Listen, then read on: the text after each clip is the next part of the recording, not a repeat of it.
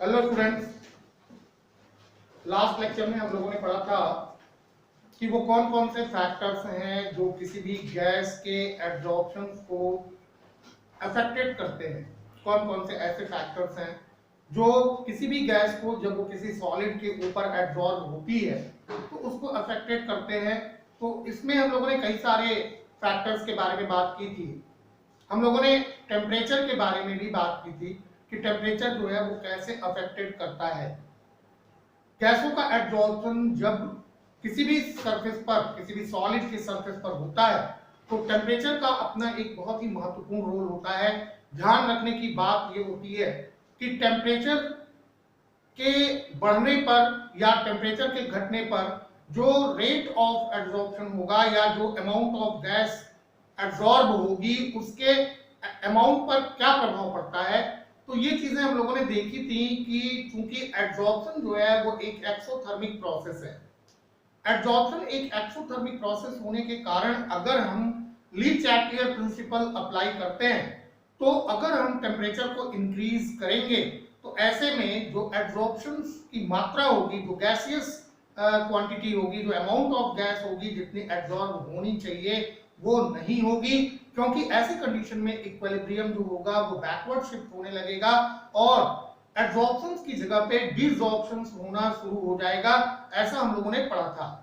हम लोगों ने ये भी देखा था कि अगर हम लोग किसी भी गैस के लिए प्रेशर को कांस्टेंट कर दें तो प्रेशर को कांस्टेंट करने पर डिफरेंट टेम्परेचर पर जो गैसों का एक्सटेंट होगा एब्जॉर्प्शंस का वो डिफरेंट होगा। ये चीजें हम लोगों ने पढ़ी थी। ग्राफिकल भी रिप्रेजेंटेशन किया था कि डिफरेंट टेम्परेचर पर कैसे गैसें जो हैं वो डिफरेंट अमाउंट में एब्जॉर्ब होती हैं। इसी संदर्भ में हम लोगों को एक और चीज पढ़नी थी जो लास्ट लेक्चर में हम लोग नहीं पढ़ पाए थे और वो था फ्री अनलिच्ड आइसोथर्म।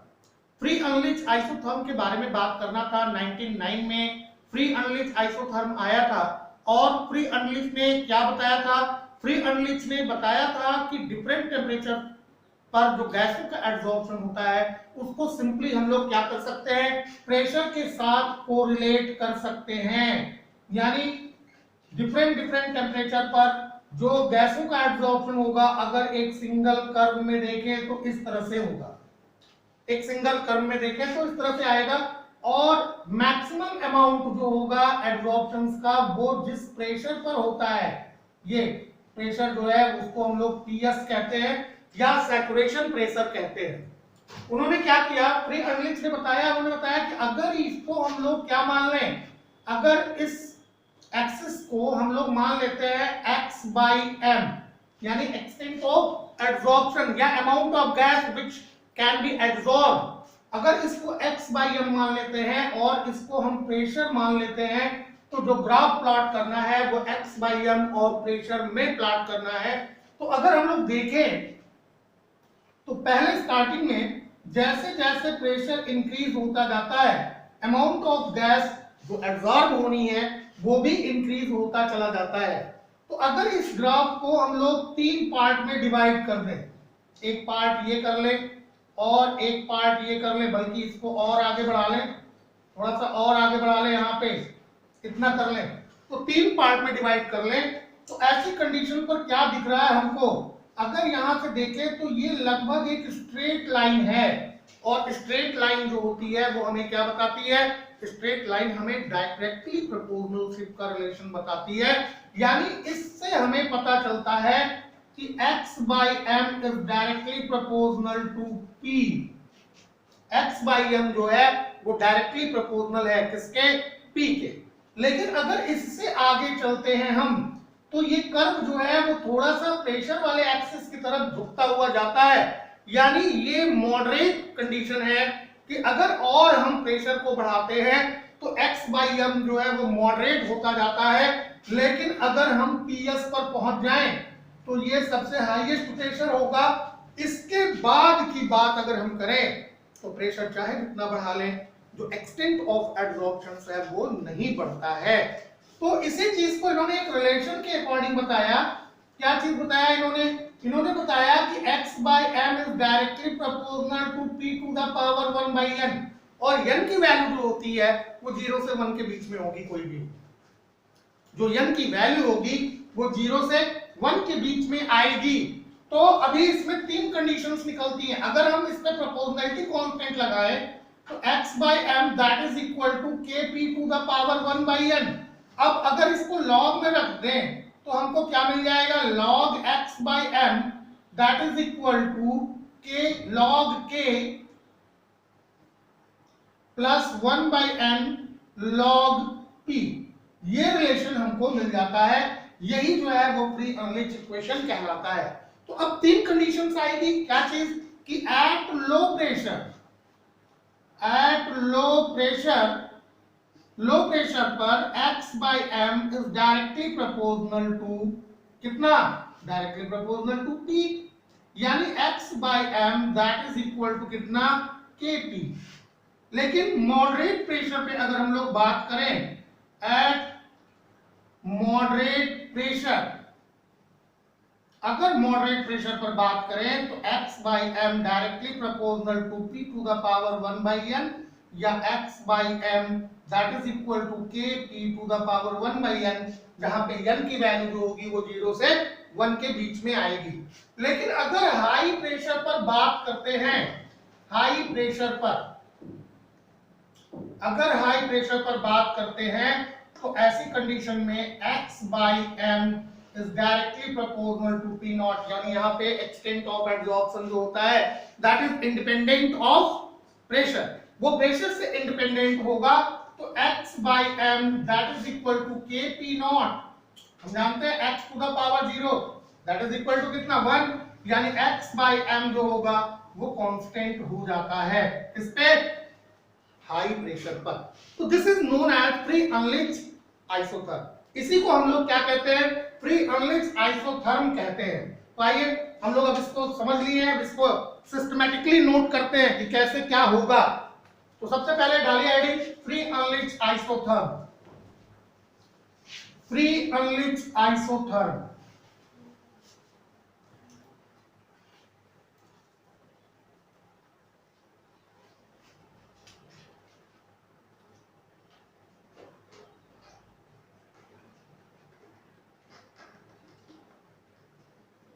आइसोथर्म क्या है, फ्री अनलिच आइसोथर्म। तो this isotherm was given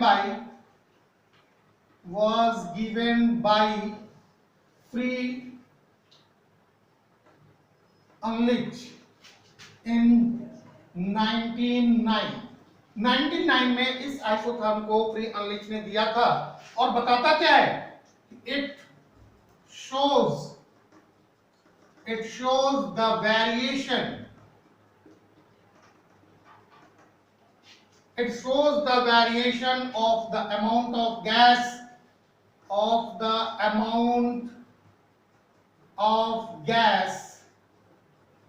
that is x by m। इसी को अमाउंट ऑफ गैस कहेंगे, या एक्सटेंट ऑफ एब्जॉर्प्शन, यानी how much gas can be absorb at the unit mass of absorbent. Absorbent के unit mass पर कितनी gas जो है वो एब्जॉर्ब हो सकती है, amount of gas absorbed by the adsorbent, adsorbent के द्वारा कितने अमाउंट की गैस जो है वो एड्सॉर्ब हो सकती है, किससे, विथ प्रेशर। अभी इसमें हमको क्या कांस्टेंट रखना है, टेम्परेचर, एट कांस्टेंट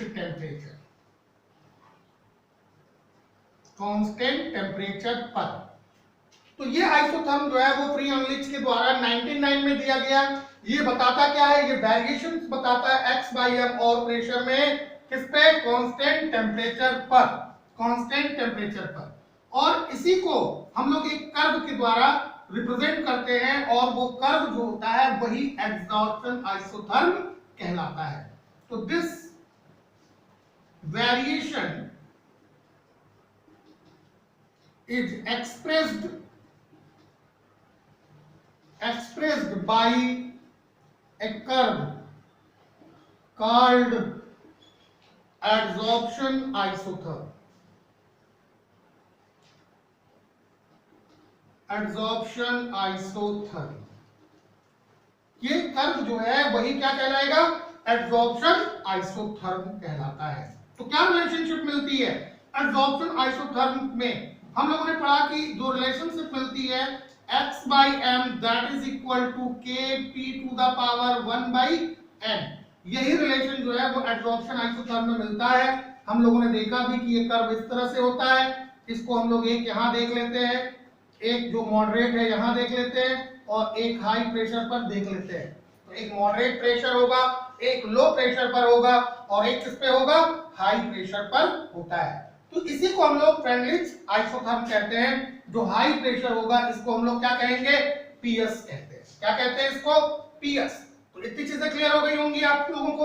अब देखो यहाँ पे हम लोग क्या देख रहे हैं कि जैसे जैसे प्रेशर जो है वो डिक्रीज होगा, इंक्रीज होगा, सॉरी, जैसे जैसे प्रेशर इंक्रीज होगा जो एक्सटेंट ऑफ एड्सॉर्प्शन है, ये एक्सटेंट ऑफ एड्सॉर्प्शन भी जो है वो इंक्रीज होता है।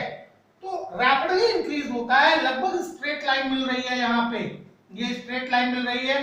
फिर आगे और हम लोग बढ़ते हैं, जैसे जैसे प्रेशर को इंक्रीज करते और इंक्रीज करते जाएंगे, तो जिस रेट से यहाँ एड्सॉर्प्शन हो रहा था वो रेट थोड़ा सा स्लो हो रहा है क्योंकि लाइन थोड़ी कर्व होती चली जा रही है।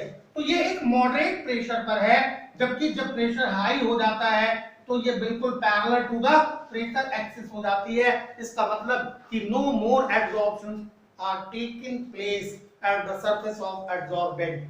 तो हाई प्रेशर पर जो है वो एड्सॉर्प्शन जो है वो ज्यादा नहीं हो पा रहा है। तो ये मॉडरेट कंडीशन होगी, ये लो है। अभी अगर लो प्रेशर पे जो रिलेशन बन रहा है वो क्या बन रहा है, x by m directly proportional to p। Moderate पे क्या बन रहा है, x by m is directly proportional to p to the power 1 by n। और जो हाई प्रेशर हो रहा है that is x by m directly proportional p to the power not या p नॉट। तो ये रिलेशन आ रहे हैं, तीनों को हम लोग क्या करें, अलग अलग कोरिलेट कर लें। तो सबसे पहले देखें eight low pressure, eight low pressure, लो प्रेशर पर क्या होगा कि the graph is almost straight line, the graph is almost straight line. जो ग्राफ है वो ऑलमोस्ट एक स्ट्रेट लाइन शो कर रहा है, एक स्ट्रेट लाइन दिखाई दे रहा है। तो अगर स्ट्रेट लाइन दिखाई दे रहा है इसका मतलब क्या हुआ कि x by m directly proportional to p, या यही हो जाएगा x by m directly proportional kp। Directly proportional हो गया किसके, kp के। इसको रिलेशन नंबर 1 मान लेते हैं। अब यहाँ पे k जो है क्या है, वो प्रोपोर्शनलिटी कांस्टेंट है। दूसरा देखते हैं एट मॉडरेट प्रेशर। अगर मॉडरेट प्रेशर पे बात करें तो x by m directly proportional p to the power 1 by n। जहां पे n की वैल्यू क्या होगी, जहां पे n की वैल्यू जो है वो 0 से कितनी होती है, 0 से 1 तक की होती है, उसके बीच में ही होगी कोई भी। तो ऐसे में क्या होगा कि x by m that is equal to kp to the power 1 by n। ये रिलेशन हमको मिल रहा है किसके लिए, मॉडरेट प्रेशर के लिए। इसको रिलेशन नंबर 2 कर देते हैं। तीसरी कंडीशन देखते हैं at high pressure, at high pressure. High pressure पे क्या होगा, x by m directly proportional to p not. क्यों, क्योंकि यहाँ पे x by m जो है वो इंडिपेंडेंट है प्रेशर से, प्रेशर से उसका कोई लेना देना नहीं है। चाहे जितना प्रेशर इंक्रीज करो x by m की वैल्यू नहीं बढ़ती है। तो x by m that is equal to kp not, और p नॉट इक्वल टू कितना 1, then x by m constant हो जाएगा, x by m equal to k।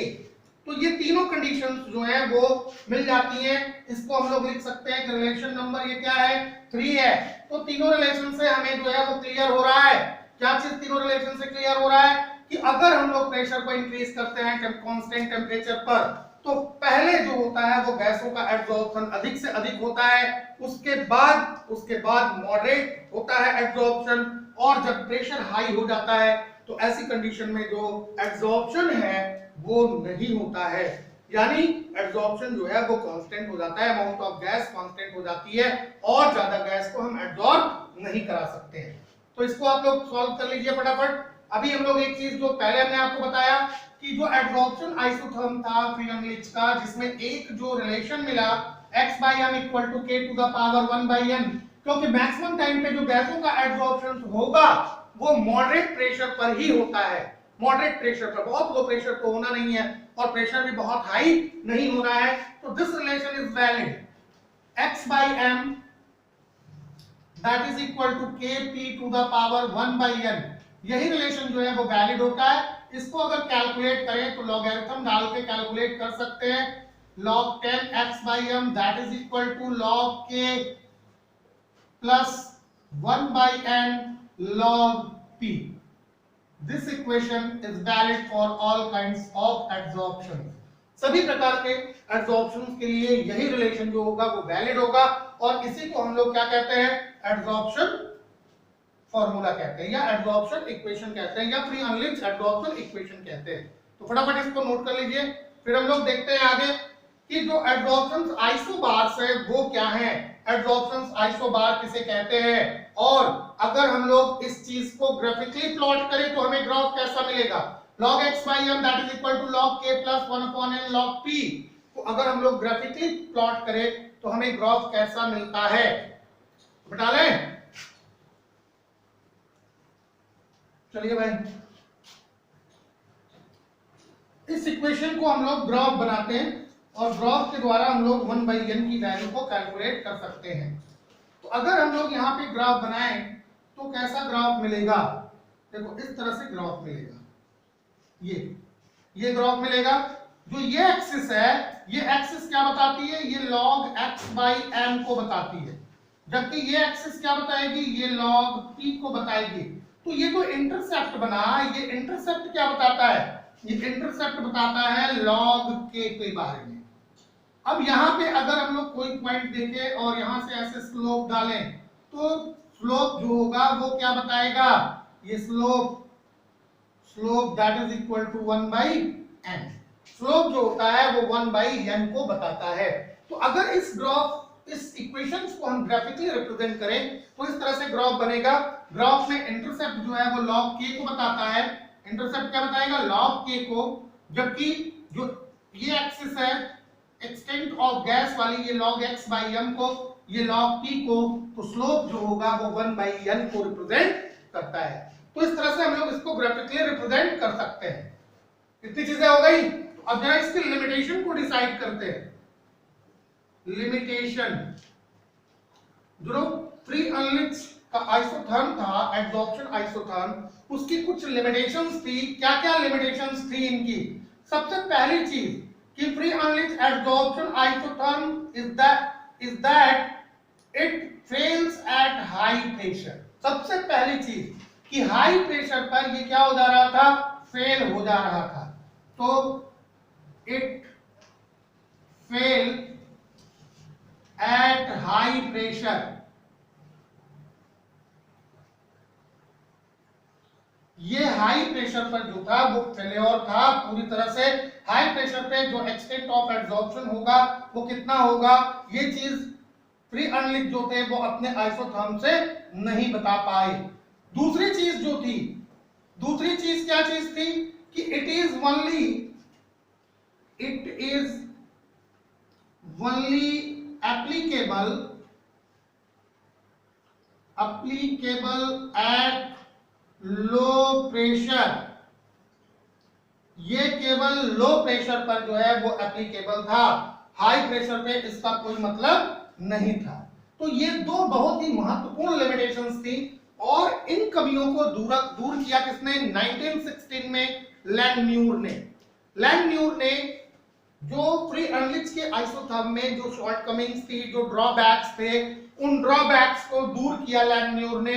तो लैंगम्यूर का जो सिद्धांत था, जो थियरी थी, वो क्या थी, इस चीज को हम लोग जानेंगे और उसके बाद हम लोग बात करेंगे आइसोबार्स के बारे में कि एब्जॉर्प्शन आइसोबार्स क्या होते हैं। Absorption isobars,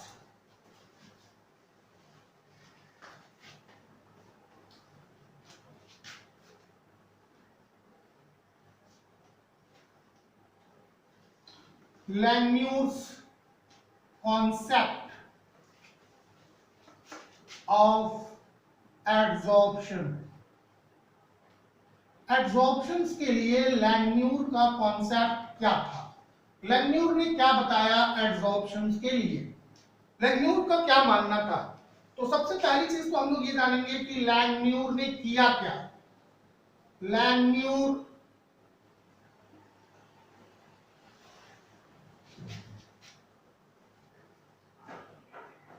proposed his concept to overcome the free Unlich shortcomings. लैंगम्यूर ने क्या किया? लैंगम्यूर ने अपना कॉन्सेप्ट दिया ताकि वो फ्री एनलिच की जो शॉर्टकमिंग्स थी वो दूर कर सकें। और कब दिया? इन 1916 में, 1916 में। लैंगम्यूर ने क्या कहा? लैंगम्यूर का कहना क्या था? लैंगम्यूर ने कहा कि जैसा कि हम लोग ये जानते हैं कि हम लोग टेम्परेचर जब बढ़ाते हैं कांस्टेंट प्रेशर पर तो एक्सटेंट ऑफ एड्सॉर्प्शन यानी x by m जो होता है वो डिक्रीज करता है। तो हम क्यों ना प्रेशर को कांस्टेंट करके टेम्परेचर को बढ़ा करके या घटा करके एक्सटेंट ऑफ एड्सॉर्प्शन को कैलकुलेट करें। तो इससे जो ग्राफिकल रिप्रेजेंटेशन आया उसी को लैंगम्यूर्स का आइसोबार्स कहा जाता है। लैंगम्यूर्स ने जो अपना एक ग्राफिकल रिप्रेजेंटेशन दिया था वो ग्राफिकल रिप्रेजेंटेशन क्या था? वो ग्राफिकल रिप्रेजेंटेशन जो था वो लैंगम्यूर्स का आइसोबार कहलाया, या उसी को हम लोग एड्सॉर्प्शन आइसोबार कहते हैं। Adsorption isobar. तो एड्सॉर्प्शन आइसोबार्स क्या था? आज हम लोग केवल और केवल ग्राफिकल रिप्रेजेंटेशन देखेंगे, इसको डिटेल में हम लोग फिर बाद में सॉल्व करेंगे। लैंगम्यूर जो थे वो उन्होंने दोनों तरह के एड्सॉर्प्शंस के बारे में बताया, फिजिकल एड्सॉर्प्शन और केमिकल एड्सॉर्प्शन, इन दोनों की बात बताई। इन्होंने क्या कहा कि अगर प्रेशर को हम कांस्टेंट करते हैं और ग्राफ को प्लॉट करते हैं किसमें x by m और किसमें टेम्परेचर पर, तो अगर यहां देखा जाए कि टेम्परेचर जब बहुत लो था उस समय एड्सॉर्प्शन का एक्सटेंट जो था वो कैसा था? बहुत ज्यादा था। जैसे जैसे टेम्परेचर बढ़ता जाता है, जैसे जैसे टेम्परेचर आगे की तरफ बढ़ता है वैसे वैसे क्या होता जाता है? जो एक्सटेंट ऑफ एड्सॉर्प्शन है ये घटता चला जाता है, ये धीरे धीरे डाउनवर्ड डायरेक्शन में आ जाता है। दूसरी चीज, अगर हम लोग केमिकल एड्सॉर्प्शन की बात करें तो केमिकल एड्सॉर्प्शन में जो है वो इस तरह का रिलेशन मिलता है। इस तरह का क्या होगा कि जैसे जैसे टेम्परेचर बढ़ाएंगे तो पहले तो कुछ समय तक के लिए क्या होता है? x by m की वैल्यू बढ़ती जाएगी, लेकिन एक डेफिनेट टेम्परेचर के बाद जैसे जैसे हम और टेम्परेचर बढ़ाते हैं तो x by m की वैल्यू घटती चली जाती है। This is applicable for chemical adsorption and this is applicable for physical adsorption. तो इस चीज को हम लोग और ज्यादा डिटेल करेंगे और ज्यादा एक्सप्लेन करेंगे। इससे रिलेटेड जितने भी कैलकुलेशंस हैं उन कैलकुलेशंस को सॉल्व करेंगे, लेकिन नेक्स्ट वीडियो में। तब तक आप लोग इस एड्सॉर्प्शन आइसोथर्म को प्रिपेयर करिए, बहुत ही इंपॉर्टेंट टॉपिक है ये आपके बोर्ड एग्जाम के लिए। तो इस चीज को प्रिपेयर करिए, फिर मिलते हैं हम लोग नेक्स्ट लेक्चर में।